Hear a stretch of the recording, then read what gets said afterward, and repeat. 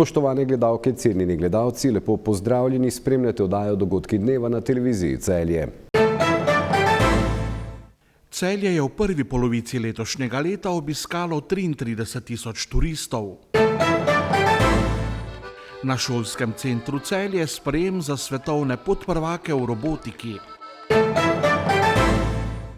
Blizu 100 dijakov in študentov vključenih v počitniško delo v Celju.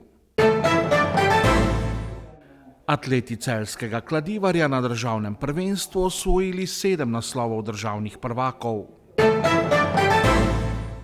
Na zavodu Celeja Celje so zadovoljni z letošnjim obiskom turistov. V Celju so namreč v prvi polovici leta našteli 33 tisoč obiskovalcev. Toliko jih je bilo v Knežjem mestu nazadnje pred epidemijo, ko so leta 2019 beležili rekorden obisk. Celje po statističnih podatkih najraje obiščejo Madžari, Hrvati, Italijani, Avstrijci in Nemci. Turistični obisk mesta ob Savinji zdaj po koronskem obdobju znova narašča in je že dosegel rekordnega iz leta 2019.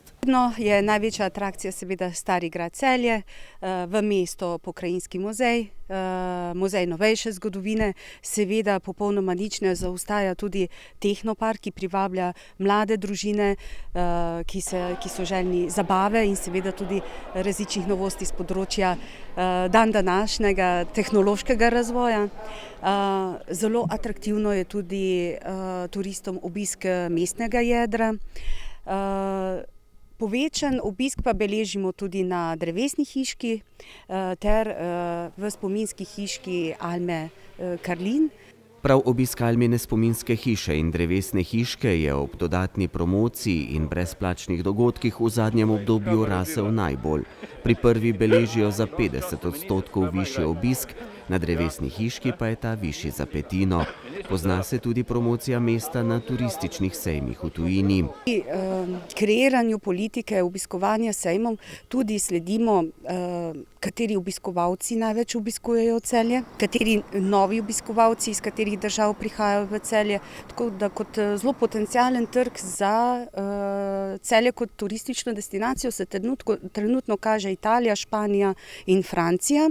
Stari grad je v letošnjem prvem polletju že presegel obisk iz enakega obdobja leta 2019. Našteli so 8 tisoč obiskovalcev. Med pomembnejšimi novostmi, ki v mesto privabljajo turiste, je tudi program Okusi Celja, ki povezuje gostince. 3 gostinci iz tega programa kulinaričnega programa so bili tudi prepoznani kot atraktivni gostinci, ki se jih splača obiskati ob obisku Celja, in sicer to je Lalu, gostilna Oštirka ter gostilna France. To priznanje jim je pa podelila gastronomska revija Falstaff iz Avstrije. Tako da to je zelo velik dosežek tako za Celje, predvsem pa za gostince, ki se ves čas trudijo, da bogatijo kulinarični del turistične ponudbe v Celju. Na seznamu vplivnega mednarodnega vodnika sta se iz Celja uvrstila še Hotel Evropa in gostilna Stari Pisker. V zavodu Celeja pričakujejo, da se bo trend rasti obiskovalcev nadaljeval tudi v prihodnje, več turistov pa naj bi mesto obiskalo prav v poletnih mesecih. 6-članska ekipa Srednje šole za strojništvo, mehatroniko in medije šolskega centra Celje se je vrnila iz svetovnega prvenstva v robotiki, na katerem je osvojila 2. mesto.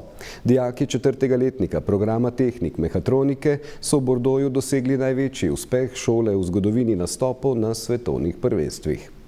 Ob vrnitvi v domovino sta svetovne podprvake sprejela ravnateljica Srednje šole za strojništvo, mehatroniko in medije Simona Črep ter celjski podžupan Uroš Lesjak. Moram reči, da sem kot ravnateljica izjemno ponosna. Takšni dogodki nam dajejo učiteljem in vsem, seveda mladim in starejšim, zagon za nadaljne delo. Piše se zgodovina naše šole, nadaljujejo se izvrstni uspehi. Letošnji 2. mesto na svetovnem prvenstvu v robotiki v kategoriji reševalnih robotov je tisto, kar je najboljše do sedaj. Ponos je še najmanj, kar lahko omeni v tem obdobju, kajti biti 2. svetovnem prvenstvu. Slovenija konec koncev ima samo 2 milijona prebivalcev, če se primerjamo z tehničkimi velesilami Japonska, Amerika, Francija in tako naprej, in da v Celju gojimo tako dober kader in na tako visokem nivoju smo lahko zelo, zelo ponosni. 5 dijakov in dijakinja je imelo za nalogo ustvariti 3D natisnjenega robota, primernega za vožnjo s pomočjo kamere. Mi smo mogli z doma narejenim robotom premagovati različne ovire, ki simulirajo reševanje iz ruševin, v bistvu kot tisti vojaški in policijski roboti, ki jih imajo za razstavljanje bomb in teh stvari v bistvu. Prvo smo začeli smo pogledali malo na internetu o obliki robota in potem je nastal prvi model, samo ta je bil prevelik, zato smo potem ponovno zgradili novega, ki je bil manjši. Ta je pa zadnji model, ki je bil pa potem s pomočjo drugega še bolj nadgrajen. Z nedokončanim printom smo šli tja na tekmovanje in nam v bistvu je uspeli zimprovizirati do te mere, da smo dosegli to mesto, ko smo ga. Prvič jim je robota uspelo sestaviti v hotelski sobi 104, kar jih je kot ekipo še posebej povezalo. Naš mehatronski laboratorij, v katerem smo sestavljali skupaj robota, ga lepili, programirali, skupaj vezje, scinali. Med 5 fanti je bila pomemben člen ekipe tudi Julija Weiss, ki je dokaz, da se s področjem strojništva uspešno spopadajo tudi predstavnice nežnejšega spola. Že od majhnega me je to zanimalo, šraufanje pa kocke sem sestavljala. Julija je bila tudi sicer izjemno uspešna dijakinja, saj je prejela priznanje kot diamantna maturantka. Ja, vse gre, če se hoče. Anžeta Mesariča je robotika zanimala že v osnovni šoli. Na šolski center Celje se je med drugim vpisal tudi zaradi možnosti sodelovanja na tovrstnih tekmovanjih. Ko sem se vpisal, sem slišal, da so odšli v Sydney. Sem res želel iti v Sydney, pa nasplošno potovati, glede na to, da najdlje, kar sem potoval, je do Hrvaške. Ekipo sta v Bordeauxu vodila mentor magister Matej Weber in razrednik Matjaž Cizej. Pretekle izkušnje so prinesle svoje, se pravi, ki smo jih lahko izkoristili in dejansko implementirali v samo tekmovanje in to pomeni tudi boljši rezultat. Res pa je tudi ekipa kot celota je delovala zelo suvereno, zelo odzivna v problemskih situacijah, hitro so rešili težave in posledično potem tudi ta dober rezultat. Sem bil 4 leta razrednik te generacije, to se pravi, da sem jo bolj tudi kot upeljal v življenje, ne samo po stroki, vse veste, da tudi ljudje morajo biti pošlihtani, po domač povedano, morajo imeti nek svoj karakter, morajo imeti delovne navade, morajo se tudi znati smejati, morajo se znati zabavati. Gospod razrednik in mentor sta, vsaj po mojem mnenju, največ doprinesla naši ekipi, ki sta nas v bistvu res držala skupaj, najbolj s humornimi vložki, da smo se res nasmejali in sprostili ob tistih najbolj težkih in stresnih trenutkih. Da gre za izjemen mednarodni uspeh, priča tudi podatek, da je na tekmovanju sodelovalo več kot 3000 tekmovalcev iz celega sveta. Približno 35 različnih panog v robotiki, ki tekmujejo, se pravi, to so nekje učenci, dijaki tam do 19 let, to je Liga Junior in pa potem Liga Major, ki je na 19 let, ker sodelujejo tudi študenti in pa doktorski študenti in tako naprej, ki v bistvu nadgradijo to znanje iz teh nižjih lig. Priprave na tako veliko tekmovanje potekajo skozi vse šolsko leto. Mi začnemo že v začetku šolskega leta v okviru projektnega dela v stroki z idejami, se pravi, najprej kreiramo ekipo, posameznih udeležencev, ki so zainteresirani za samo izdelavo robota. Potem, glede na pretekle izkušnje, preučimo pretekle konfiguracije, problemskosti in tako naprej.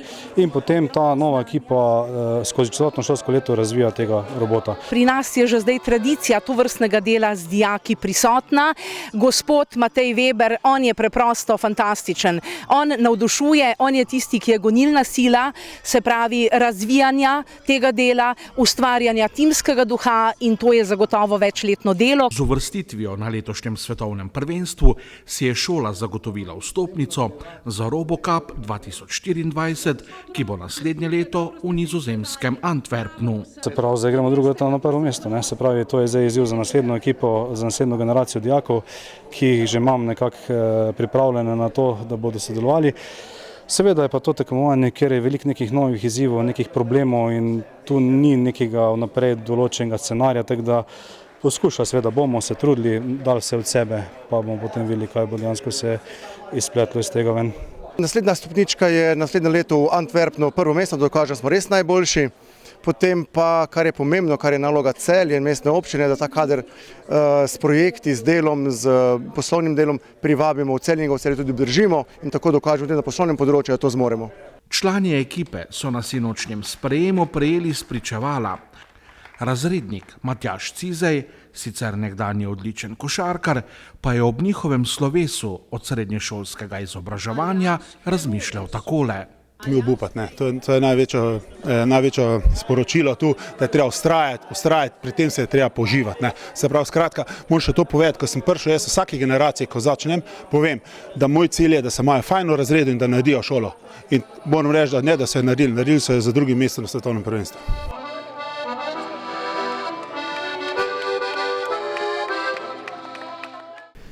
Blizu 100 dijakov in študentov je trenutno vključenih v počitniško delo mladih v mestni občini Celje. Opravljajo ga v Celjskem mladinskem centru, poklicni gasilski enoti, v javnih podjetjih Zelenice in Energetika Celje, v javnem zavodu 10 Celje ter na mestni občini Celje. Mladi so izjemno prizadevni in vedoželjni ter se odlično vključujejo v novo okolje, pravijo v ustanovah, kjer dijaki in študenti opravljajo počitniško delo. Skupino dijakov, ki je urejala zelene in zunanje površine ob Šmartinskem jezeru, je obiskal tudi celjski župan Matija Kovač.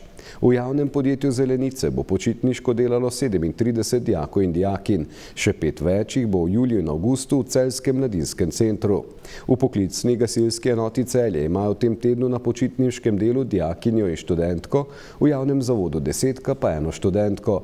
Nekaj dijakov in študentov je na počitniškem delu tudi na mestni občini Celje.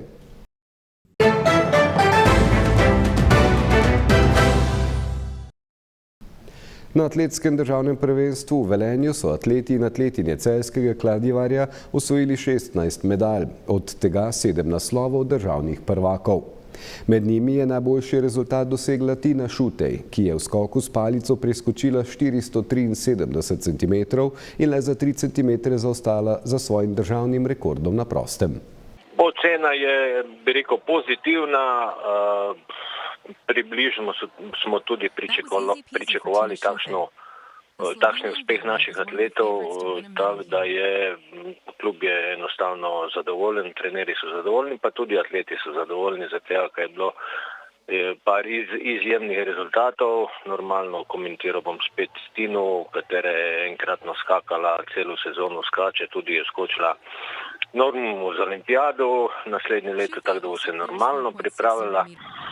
Komentiral bi še Gučeka, ki je potrdil izredno dobro formo. Lahko tudi povem, da danes je začelo tudi evropsko do 23. Guček je tudi en od kandidatov za kolajno, izredno dobro stoji na tablicah, tako da bomo spremljali, v bistvu že spremljamo prek Atletske zveze, mislim Evropske zveze, tekmovanje začelo v Finskej. Vukovič, izredno dobra tekma, Jan se bori za točke, za svetovno prvenstvo. Komentiral še en izredni nastop Eve Peprnakove, katera je se izredno približala in že v kvoti je noter in mislim, da bo Balkanjada odločila za nastop na svetovnem prvenstvu. Martina je vedno dobra in bi rekel Klara Lukanova, to so naši najboljši atleti, kaj tudi pričakujemo na svetovnem prvenstvu. Ostali atleti so tekmovali korektno, kolajne so bile tudi bronaste in štafete so moški nastopali in metalci, zdaj poimenski ne bom, in Ela Velepec je odlično skakala in ostali. S tem, da bi povedal še izredno pomembno zadevo za naš klub, da je Luka Janežič prišel nazaj na stezo, korektno tekmoval. Luka je bil poškodovan 16 mesecev in v bistvu vsi smo pričakovali povratek. Normalno za Luku ta sezona je sam v bistvu sezona čekiranja.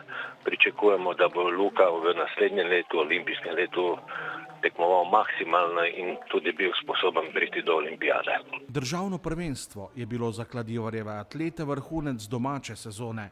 Zdaj bodo vse misli usmerjene k Budimpešti, kjer bo v mesecu avgustu svetovno prvenstvo. To je glavna tekma sezone, članske sezone. Tukaj trenutno definitivno je Tina Šutej je naš glavni kandidat bi rekel, za borba za kolajne. Tina nas je navadila zadnjih par let, da je ona vedno tukaj noter med 3-4, tako da pričakujemo od Tine definitivno. Ostali trenutno so definitivno Guček je noter v članski kategoriji, ne. To, kaj sem Alpe Ratejeva, Lukanova. Pričakujemo še to, še enkrat komentiram, izredni napredek Pepelnakova, kaj je trenutno tudi v kvoti med 36 in Vukoviča, kaj se bori za to kvoto. Tako realno pričakujemo 4 do 5 nastopov na svetovnem prvenstvu in normalno kot našo glavno kandidatko za kolajno Tino, katera je dobesedno od maja pa tudi do zadnje tekme v izredni formi.